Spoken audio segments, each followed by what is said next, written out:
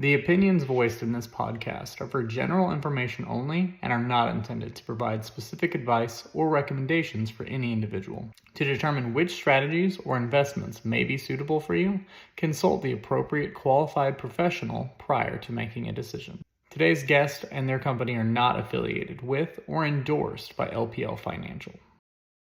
My name is Jennifer Martinez. I am the owner of Plugged Marketing and Consulting. Been in Abilene for almost 20 years, know this market pretty well, have enjoyed every second of my adventure with Plugged because I absolutely love the community and the people in it. So happy to be here. So what is it that you do for businesses? First and foremost, what I do for businesses, if we're really going to break it down, is build a foundation. I explain to my clients all the time that marketing is just like building a house, and it takes steps. And the first thing is to build a strong foundation and knowing who you are. Who you are as a business owner is really where we start, and then from there we really dig into who you want to be as a business. Because who you are as a human is going to be reflected in your business whether you like it or not. And so we really try to dig deep into that in the beginning and build that foundation in branding so that we can. I tell people often, if you don't tell people what you are, they will decide for you. So it's important to understand that because people will make perceptions even if they're wrong. So we first and foremost help people brand themselves in the most appropriate way for longevity and sustainability.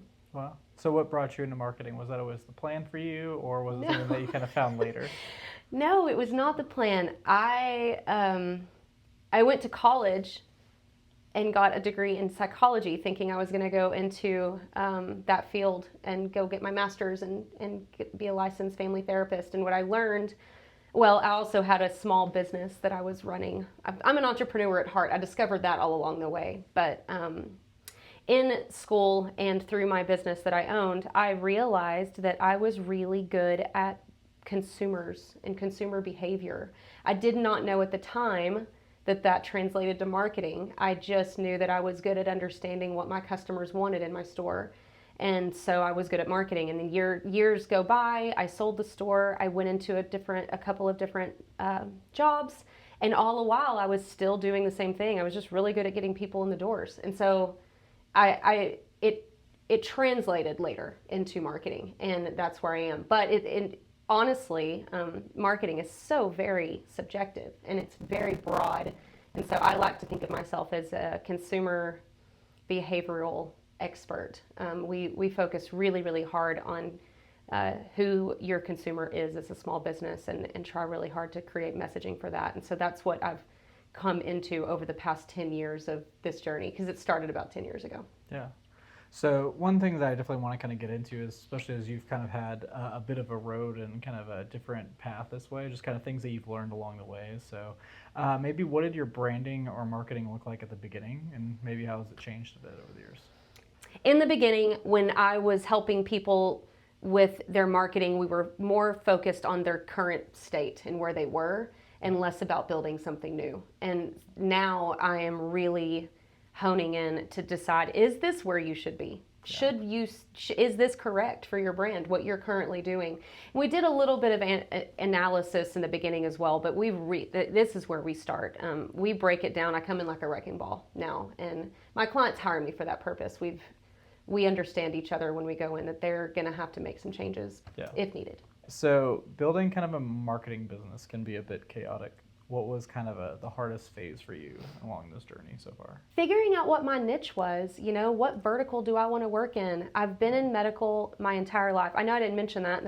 I had a retail store, psychology, it doesn't sound medical, but my entire life since the time I was about 19 until 38, I was working in medical. And so I just thought, I don't ever want to be in medical again. So I stepped away from that. And now I am 100% back into the medical vertical.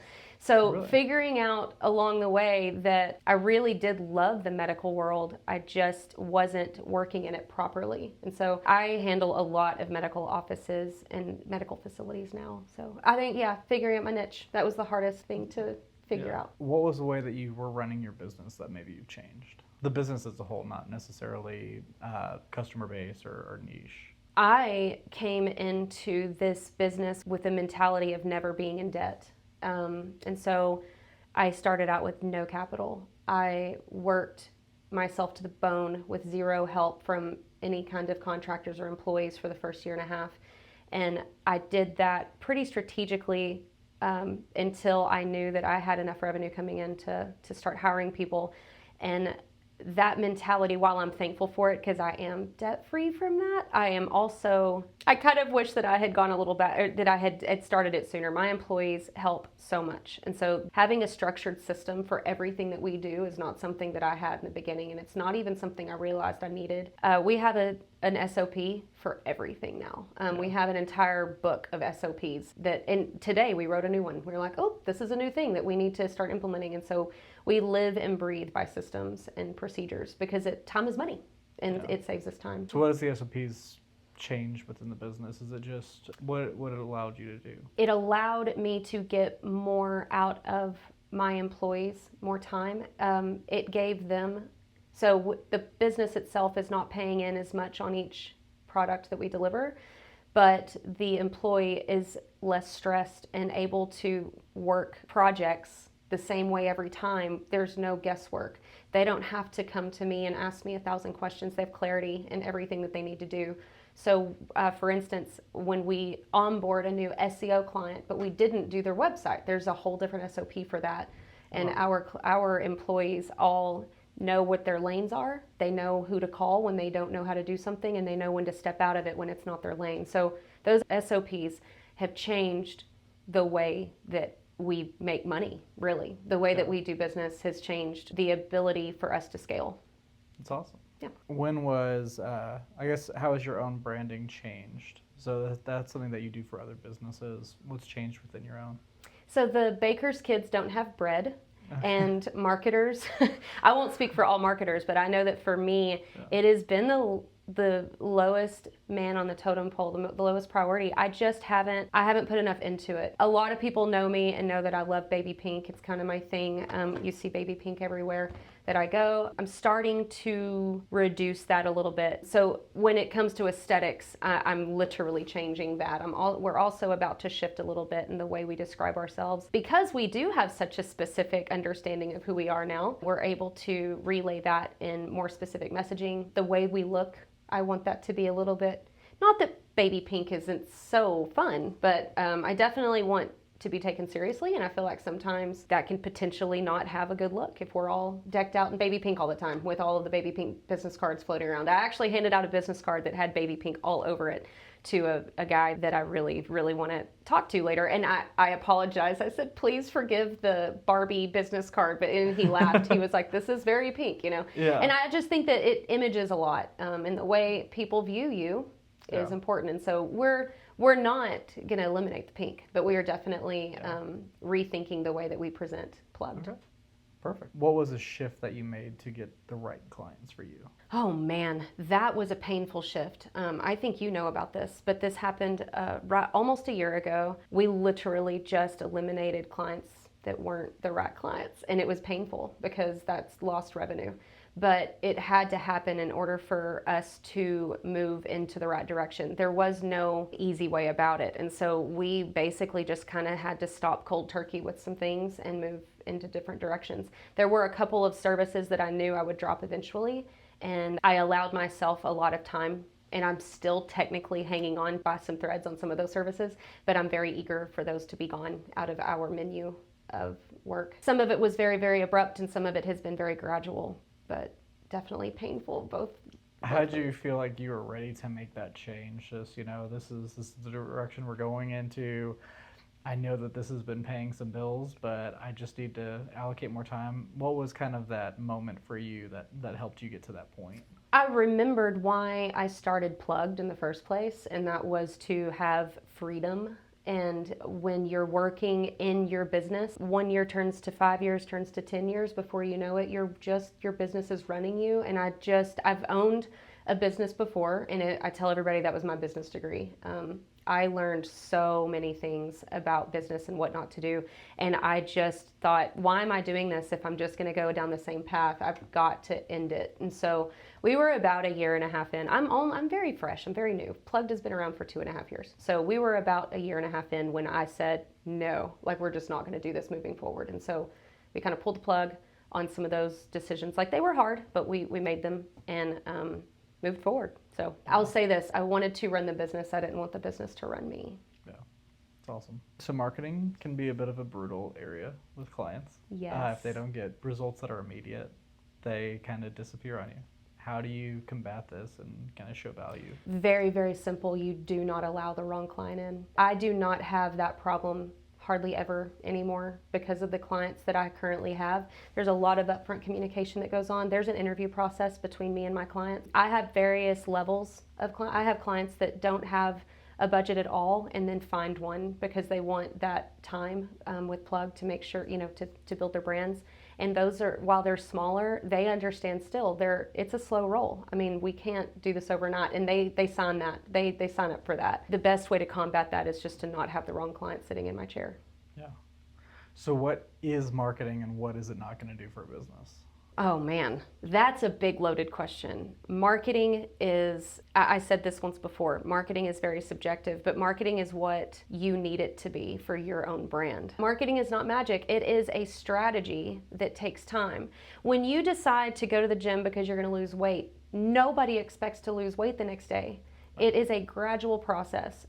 There is no easy button in life. If anybody that thinks that you can just go pay money to have it fixed overnight, that's not realistic. There's no pill, there's no button. It's a gradual process, and nothing good comes in haste. That's one of the things I tell my clients often.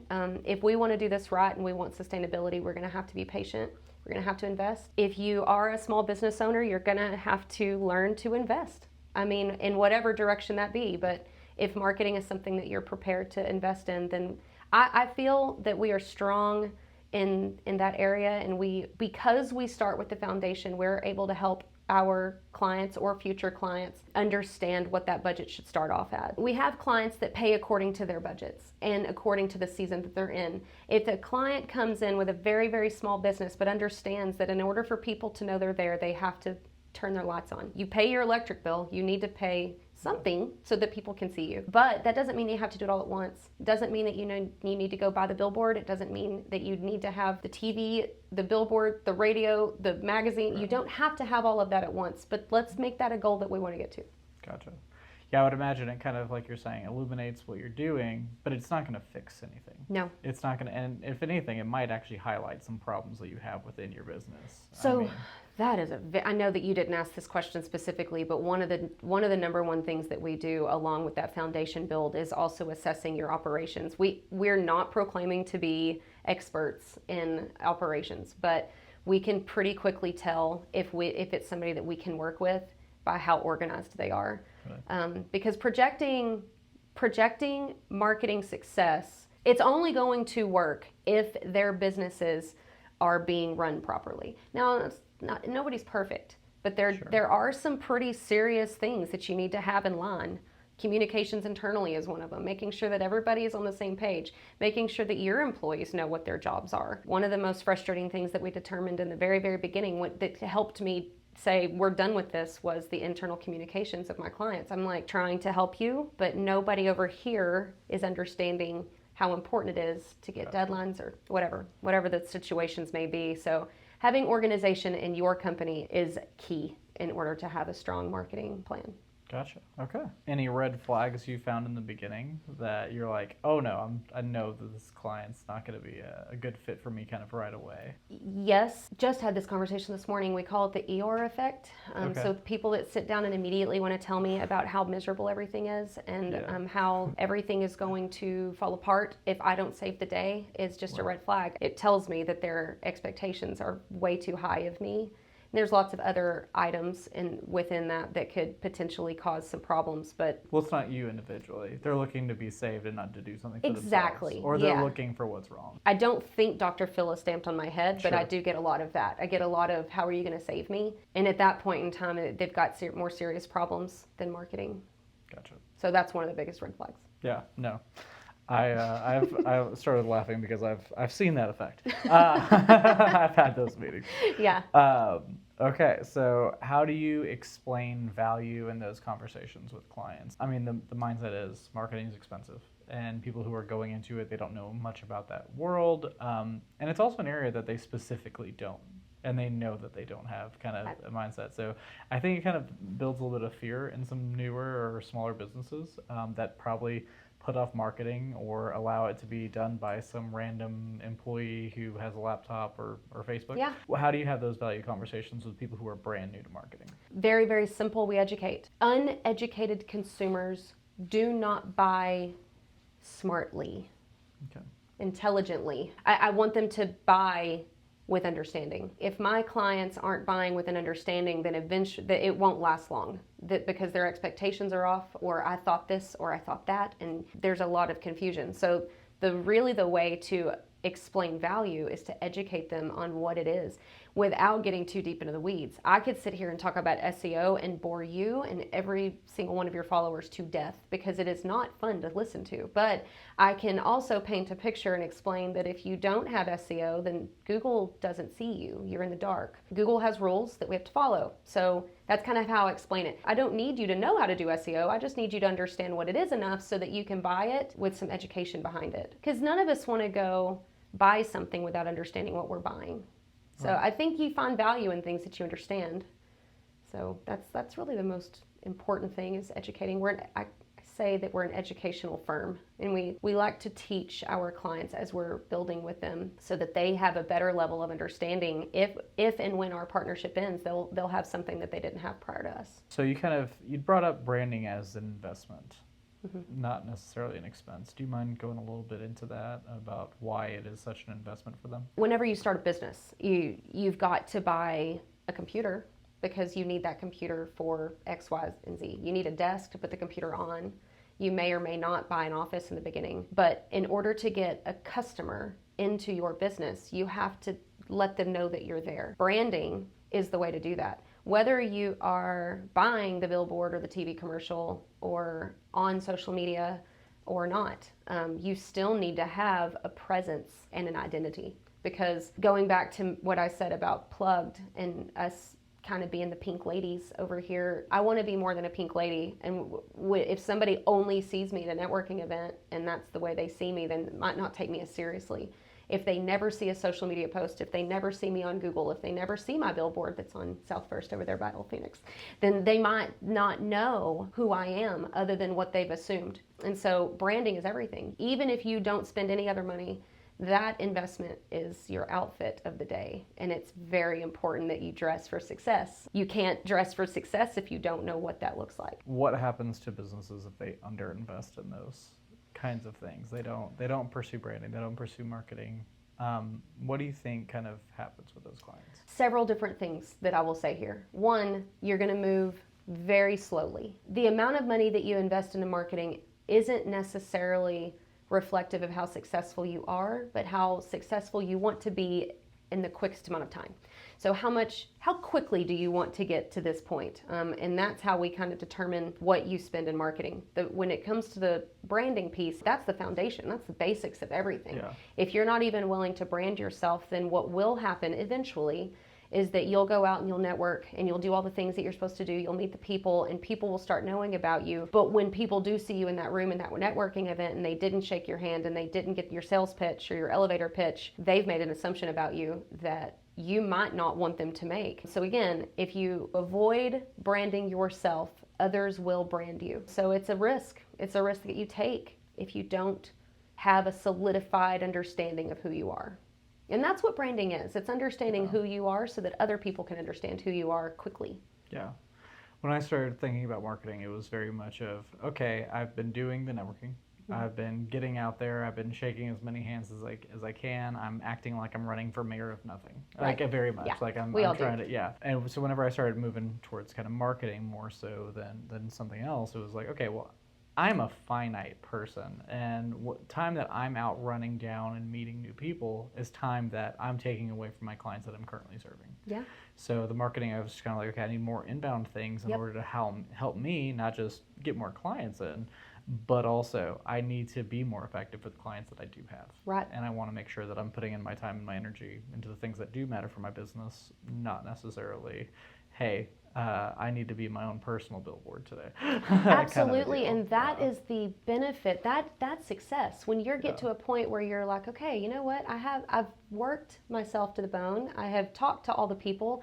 Now I have a client base, but now I need to reinvest some of that. Just as we reinvest into all these other things that are more fun, we need to reinvest portions of that into marketing so that I can spend less time walking down and talking and more time letting people call me from Google or from Facebook ads or from whatever it is that we're choosing to do.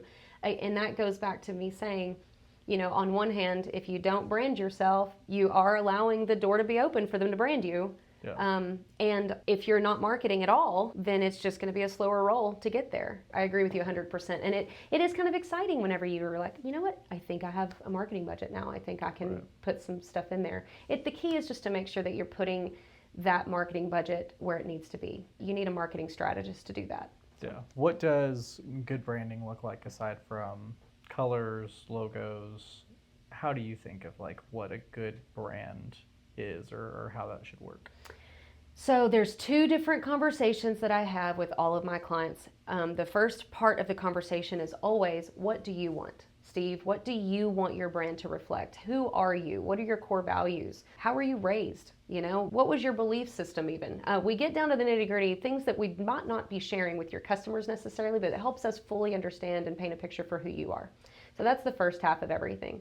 Then we kind of take that, assess it, and we tell you, because of our consumer research expertise, we come in and tell you, these are the people that you've said you want, and this is what they are looking for. There's lots and lots and lots of data out there to show you what different types of consumers are looking for and what messaging they want to see. So for you, you're reaching a certain demographic, but this demographic over here is great too. And then there's always a bread and butter.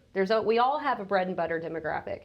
That's where we need to focus on. But do we need to be speaking this message into a different language that might fit in with that different demographic? And is that demographic in all the seasons, or is it just in part of the year? I mean, do we need to be talking to these people more in January? And all of that is just very up in the air, right? So we look at it from two perspectives. Who are you? And what do they want you to be? Gotcha. Not to say that you need to change yourself. That's not what we're trying to do. But I should. And I've gotten a lot of that advice. I don't think so. I've known you a minute. I like you. Yeah. I think you're great. And I say that to all of my clients. You are who you are. Stop trying to be different. Right. But let's try to be relatable. Let's try to help our consumers over here that are looking for you find you organically, the way that they should be. Because this is the way they're shopping. Therefore, this is the way that you should be presenting yourself. Gotcha. Okay, great. Why is individuality for a business, a client of yours, why is that such a competitive edge? Because the only thing that you have against your competitors is how you're differentiated. It is so important to be who you are. The whole fake it till you make it thing works in some circumstances, but not with branding. Because eventually the true you will come out. So you can't go in saying this is going to be our brand and then continue running the company the way that you are, or that with your personality, your core values. Eventually who you are is going to spill out. And so it's very, very important to know that early on and differentiate yourself. One company over here might have this type of personality, and this company over here might have the exact same work ethic, the same core values, but a different personality. And that can work because we buy based off a lot of things. Being educated is one of them. We want to feel like we understand what we're buying, but also we want to feel good about it. We want it to be pretty. We want to be relatable.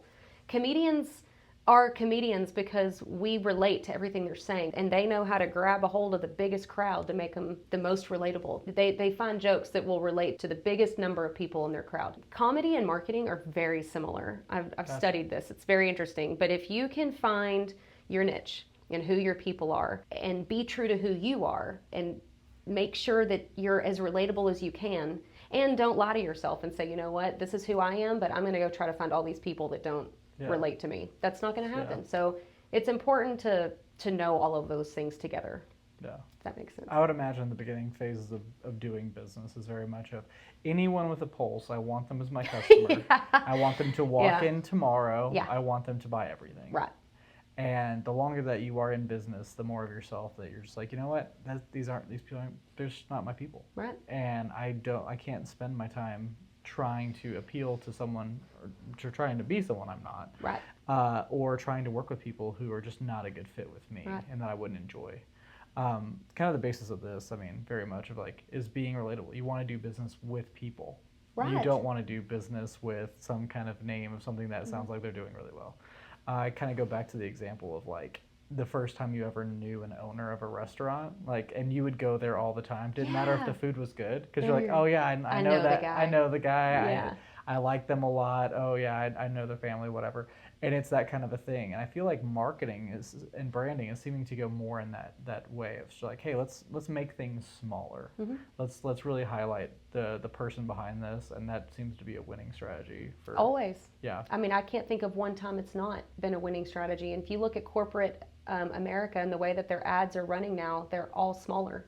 Yeah. They're not impressive anymore. Well, they're impressive in the way they're made, right? But Sure. the videography is phenomenal. Yeah. They've got all that money to spend on that. Right. But the strategy behind it is impressive. I am proud of the next generation that's slipping into those roles in corporate America, because I'm seeing ads that I'm like, okay, good job, Yeah. versus boo, Right.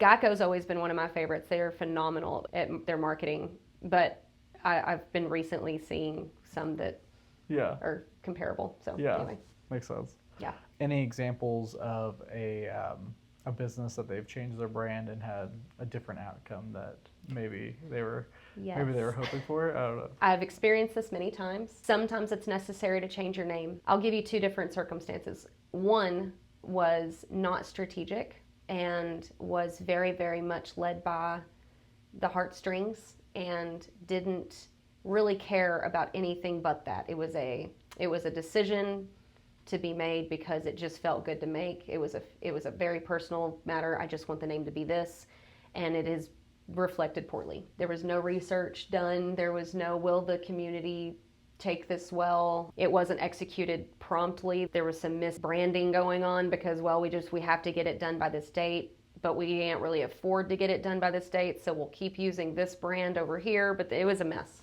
That just came from someone that was not looking at it from a business perspective, but took a very personal outlook on that. The other side is very similar, but was done properly. And I've seen many examples, but these are the two that came to my mind. This one was also a heartstrings thing, but I can't do this anymore. This company is more of a consulting type business and is very personal. Their clients are very one-on-one. Their relationships are very one-on-one. And so when this person said, I need to rebrand because I cannot do this anymore with this other feel, it made sense. It's almost like they started off thinking the wrong way. They started their brand off thinking this is what consumers want to see, but they didn't think about who they were. And so very complete opposite ends of the spectrum, but all kinds for the same reasons. And one being, in my opinion, correct and one being very incorrect. So what's one branding move that small businesses should stop making? Companies need to be very balanced in knowing who they are and who their customer is, and being very careful on that logo build. The number one thing that I find to be one of the biggest problems that I see is somebody coming in and saying, I need all your help, but I've already built my logo. And I think, how did you come up with that logo? And sometimes it's not a bad logo. Sometimes it's pretty, it's visibly pretty, but there's so much that goes into a logo build. And I just wonder, why did you build a logo and you felt confident in that, but you didn't feel confident in building your whole marketing plan? Because they all go hand in hand. It's very important to understand who you are before you build that logo. So I think people jump the gun and get the cart before the horse with the aesthetics and the way their business looks and feels. You can still have that look and feel, but let's think about it first, and let's make sure that it is, because you can have the majority of what you want aesthetically, but maybe we need to pull back on this or this so that it is relatable to your client or to your customer. Yeah. So that's one of the biggest ones. Yeah, mine for a while was, and this was like a 10 or 15 years ago thing, so local commercials always with their children in them. Like it was the children running. I mean, that was the most Abilene commercial Like I always knew immediately, I'm like, oh, that business is definitely from here. You could go to any other market. Nobody was using child actors like Abilene was. Like Yeah. whoever sold wood paneling in Abilene, whoever started saying, hey, I need your kid to read some lines. Yeah. These people made billions of dollars. Yeah, for in sure. Abilene. Yeah, it's definitely a problem. I Yeah. disagree with that. Yeah. I think, to your point, when people bring too much of their family into their business, it can be a problem. I love that you have a family. I'm very proud Sure. of your children's You have accomplishments. tricked at least one person to liking you, and run some DNA through a copier. Like Yeah. basically, like you've multiplied. People like you. Okay, Yeah, I see that we you are a person. proud. But I think this is harsh of me to say, but I think everybody will agree with it. Not everybody likes your kids as Right. much as they like theirs. And I'm the worst person to be saying this, so I will go ahead and point the finger right back at me. I have a daughter that can sing beautifully, and I have absolutely been guilty of sharing her on our business page and saying, Sure. look at this beautiful kid. But I always make sure that there's a sponsorship opportunity that we're saying thank you to. So I'm Right. saying, look at my kid, and I'm getting that satisfaction of showing off my kid. Sure. But I'm also saying thank you, Chorus Abilene, for the opportunity to sponsor this event. We're very proud of all the participants, blah, blah, blah. So it's a partnership that Yeah. I'm sharing, but you also Right. get to see my beautiful child. So I think there's some give and take to some of this stuff. For sure. Yeah, no, definitely. Yeah. What is one thing marketing wise, branding wise, that people should start doing immediately in your brain that you were wishing you were seeing way more often? Again, building that foundation. If you don't have a foundation built, that's where you have to start. I wish people were taking their marketing plans and marketing strategies more seriously. Oh, and I wish that people implemented a marketing budget into everything that they do. I mean, it got, okay, well, what percentage of marketing are we going to put towards this new product launch or Gotcha. service launch? Just having a plan, having an overall plan. That's what I wish people would do. I think a lot of times it's very easy for someone that doesn't fully understand something to just fly by the seat of their pants. And I can actually point the finger back at me again in saying that financially speaking, I was like, the money stuff will work itself out later. I didn't have any overhead. I was working from my kitchen table. So I was like, it's okay. I'll just do all this stuff and I won't plan ahead. But I mean, you and I both know that that's not smart. I should have in the very beginning had some financial strategy behind what I was doing in that first 6 months or a year or whatever. And the same goes for marketing. You've got to have a plan so that you can measure it and see what's working and what's not. That's a hindsight, magical crystal Yeah. ball thought too. Anyone who is just like sitting there like, I have an incredible plan, but I'm never going to carry it out because I'm I don't know, not brave enough in that moment to make that change. Exactly. So yeah, so it's definitely like one of those. I think a lot of people have that same kind of thing. yeah. Oh, I wish I had this everything planned out. I also wish that I could have seen the future and be like, oh, it's nothing to worry about. Yeah, Right. like that would be pretty cool. But Yeah, no we don't get harm. that, and that's kind of part of the point of like that journey of like entrepreneurship, a journey of taking like a chance on yourself. So yeah. It's not for the weak. Yeah, it's no. Well, the first 6 months are for the weak, for sure, because like everyone can make it the first 6 months, and then they're like, "Oh, okay, this is real." if something's magically just gonna happen, right? Like someone's just gonna walk through my door and change my life? No, just gonna keep grinding. Okay. I think that's one of the biggest problems with influencers is they see other people with Yeah. magic. But really and truly, Well, they don't see the nobody's- They don't see the work that They went did in not. before Right. anyone saw them. Well, minus some of those Yeah. really lucky go viral videos that, but sure. the go viral videos still have to have sustainable plans Right. to carry that on. You've seen the one-off viral videos; those Yes. guys didn't continue, Right. but there's a lot that did because they were smart and they worked hard. So there's a lot to be said for that. yeah. Planning is important, but Yeah. being educated in that planning process is what you ultimately need in whatever Yeah. vertical you're trying to work in. Gotcha. What is something that you're excited about right now? I am so excited about our new products that we've launched and we are working in. I'm just very, very excited to see where Plugged is going this next year. We have some big plans. And we're actually breaking the company into two. That's kind of new news, and I haven't told a whole lot of people that, but we're very, very excited to see how that's going to unfold and work and how it's going to be able to benefit our clients. So. That's awesome. What's something you're working on? Could be personal, could be business. What's something that you're working on right now? I am working on a very specific project that can only happen when I finish the first project. But Okay. in my spare time, I'm working very, very heavily in becoming an expert in a very specific vertical that it's always been one of my dreams, is to just be that expert in this matter. And so I've got that locked down. I have pretty big strategies. I'm listening to all the experts. I'm just working that as I can, and I'm giving myself lots of grace. But Awesome. very excited to be working that. I'm excited to tell everybody about it once we get it done. Awesome. And where can people connect with you or follow you more? Find me on my website, www.abiplugged.com. It's the best place to find me. We've just revamped our website. We're continuing to do so.